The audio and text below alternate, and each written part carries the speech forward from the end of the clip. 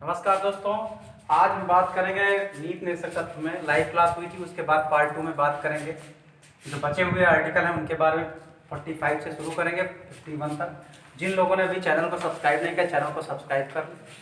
चलिए देखिए, हम यहाँ पे बात करते हैं नीट निरसक तत्वों के बारे में। नीट निरसक तत्व, जैसा कि पहले मैंने बताया था कि गांधीवादी विचारधाराओं से, समाजवादी विचारधाराओं से और न्यायिक संबंधी विचारधाराओं से प्रेरित है। इनका जो मुख्य उद्देश्य होता है, जो प्रस्तावना में ये चीज़ लिखा है कि सामाजिक न्याय मिले और आर्थिक न्याय मिले, उसको किस तरह से पूरा किया जाए, यानी राज्यों के लिए लागू होता है। अगर आपसे क्वेश्चन ये पूछता है, कोई पूछा गया क्वेश्चन है कि नीति निर्देशक तत्व तो किसके लिए होता है, राज्यों के लिए होता है। वो राज्य जब कोई नीति बनाता है तो उसमें इन चीज़ों को समाहित करें। देखिए 45 की बात करते हैं। 45 क्या है? देखिए इसमें बचपन में जी, यहाँ पे बचपन पूर्व देखभाल और 6 वर्ष तक के बच्चों के लिए निःशुल्क शिक्षा का प्रावधान है। देखिए 86 जो था आपका 6वां संविधान संशोधन था, उसमें ये अब कह दिया गया है कि 14 वर्ष तक के बच्चों को 14 वर्ष तक के बच्चों को निःशुल्क शिक्षा की व्यवस्था कर दी गई है।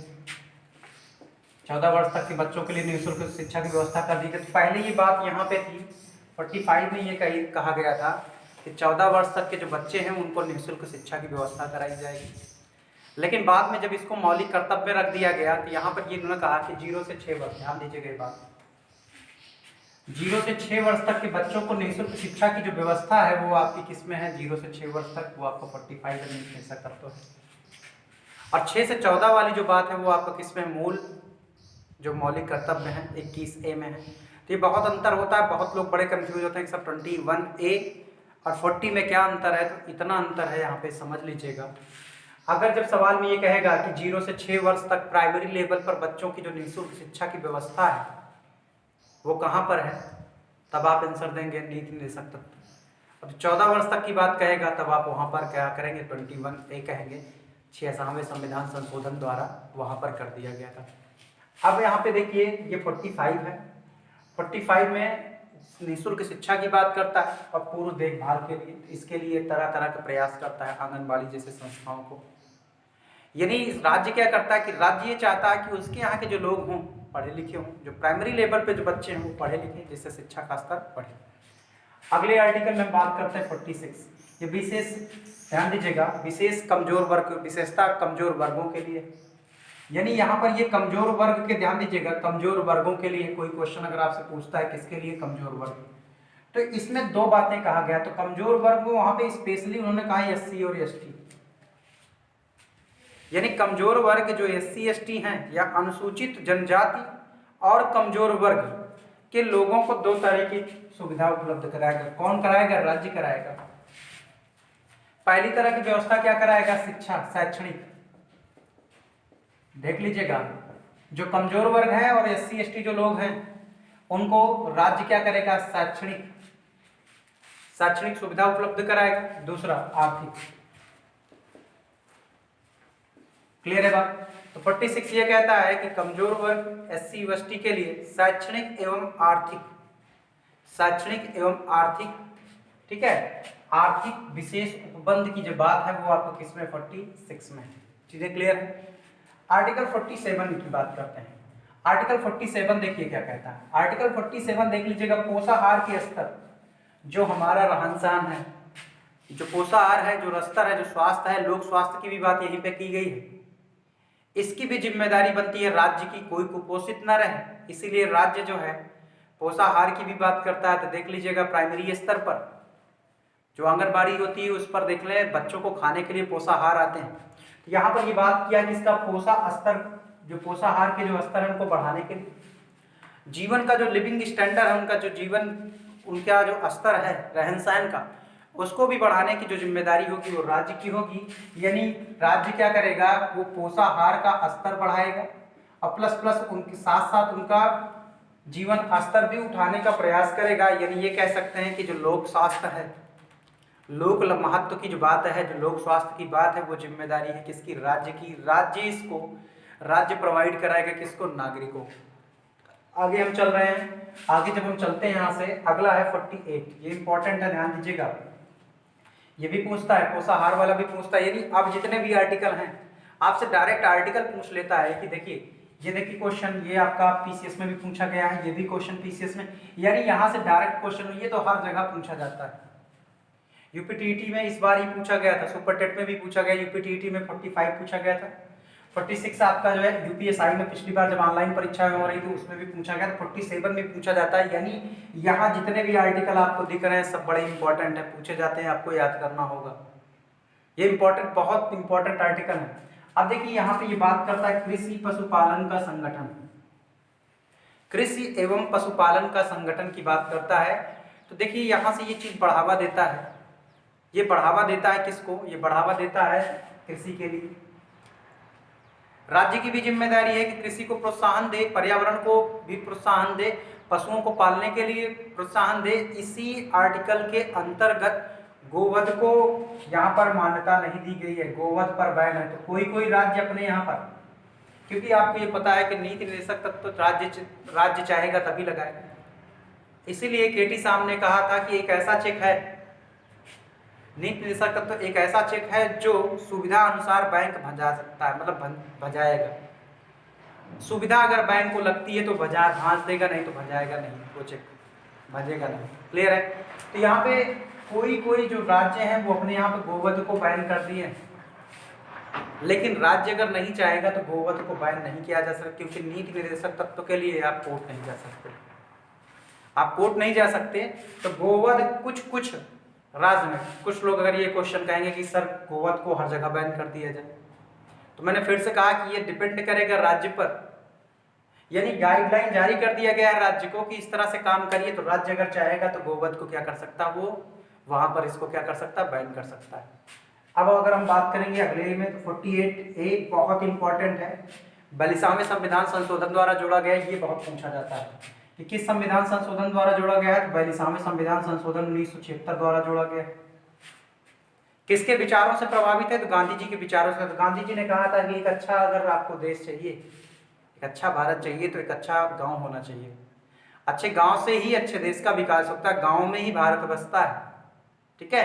तो यहां से अगर ये बात कहें तो इन्होंने कहा कि पर्यावरण को दो वर्ड का, एक संरक्षण का, एक संवर्धन का।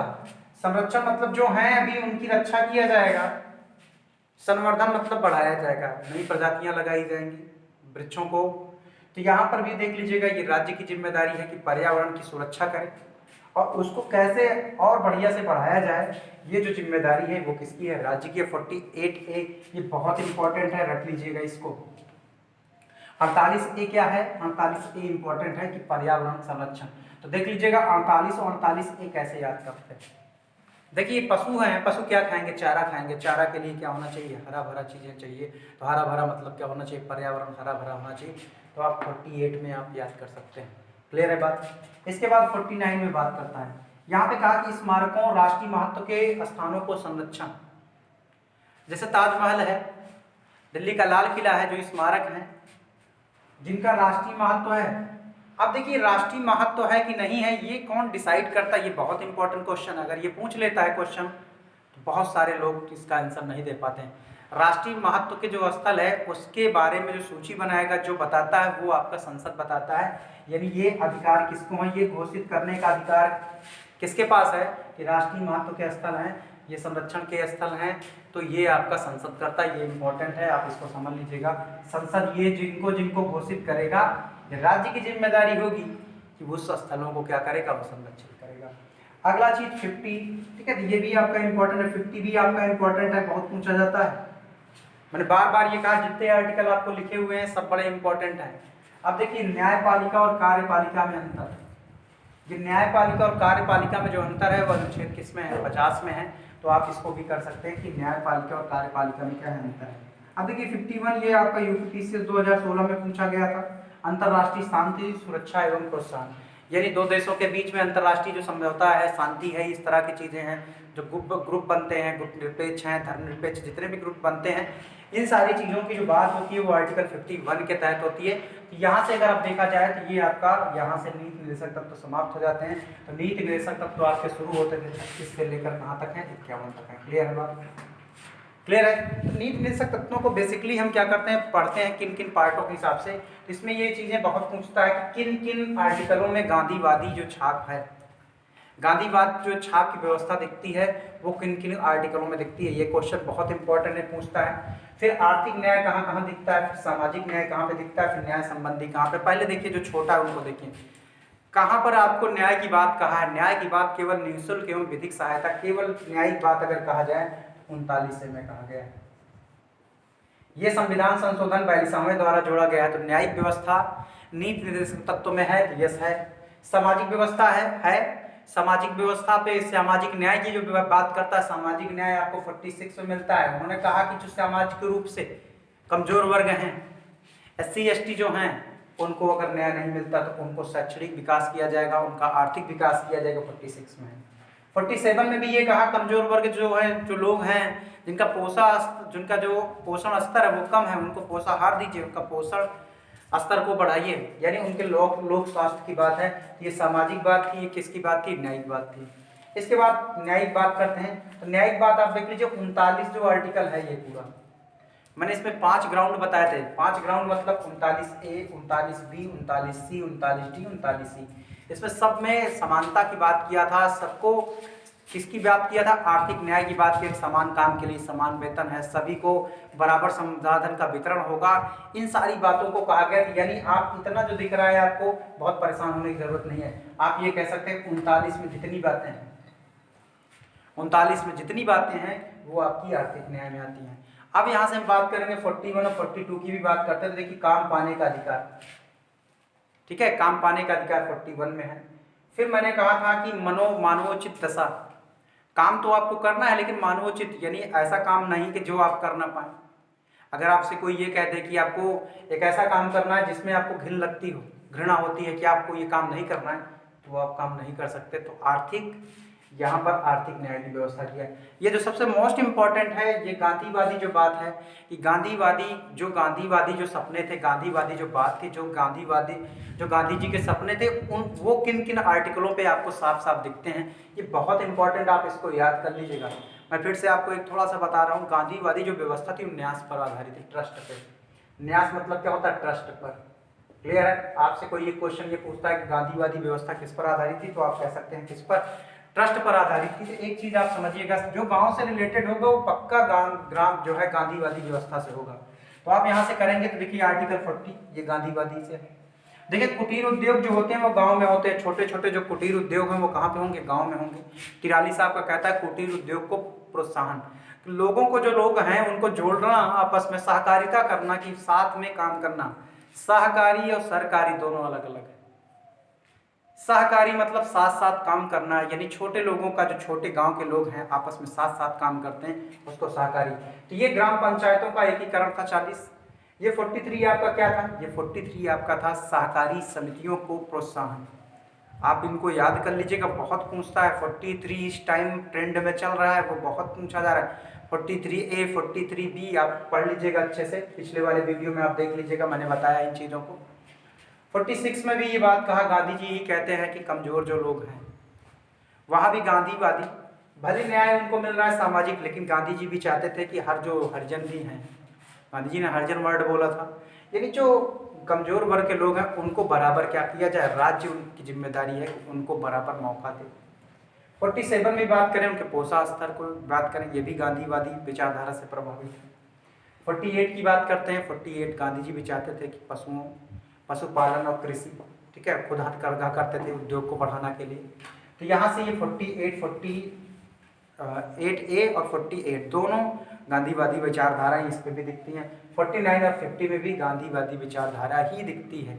क्लियर है बात। तो ये बात थी किसकी, नीति निर्देशक तत्वों की बात थी। अब देखिए नीति निर्देशक तत्वों के बारे में थोड़ा सा, कुछ लोग कहते हैं बहुत अच्छा है, कुछ लोग कहते हैं बड़ा खराब है, थोड़ा समझिए। तो नीति निर्देशक तत्वों की अगर हम बात करें, आलोचना की बात करते हैं, इसलिए है कि इसको कोई अधिकार तो है, मतलब इसको विशेष पावर नहीं है। मूल अधिकार क्या है, न्यायोचित नहीं है, इनको न्याय नहीं मिलेगा तो आप न्याय नहीं कर सकते। न्यायोचित न होने के कारण इनको कुछ लोग कहते हैं कि केवल महत्वाकांक्षा का अस्थायी कूड़ाघर है। ये आकांक्षाओं का, टी कृष्णमुराचारी ने कहा कि आकांक्षाओं का केवल कूड़ाघर है। केटी साहब ने कहा कि ये चेक है, बैंक चेक है, जो सुविधा अनुसार बैंक चाहेगा तो उसको क्या करेगा, रिलीज करेगा, तो नहीं करेगा। आल्बर्ट जेनिंग्स ने भी कहा कि बस केवल क्या है, महत्वाकांक्षा, विषयों का केवल क्या है, ये संकलन है। तो यहाँ से ये चीज़ें हैं कि नीति निर्देशक तत्व जो है आपके कुछ जगह पर माने नहीं जाते, उनको मूल अधिकार से क्या मिला है, कम अधिकार मिला है। क्लियर है बात।